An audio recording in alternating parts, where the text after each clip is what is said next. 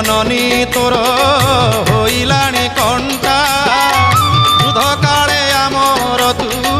ভাঙ্গি দেলু অন্টারে ভাঙ্গি দেলু অন্টা অনেক জন্ম পরে তোতে পাইছিলি মহাপাপী মূঢ় মুহি তোতে হরেইলি রে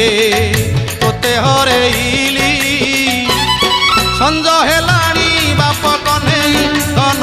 আরে নেবি কোড়েই সঞ্জ হেলাণী বাপ কনেই ধন আরে নেবি কোড়েই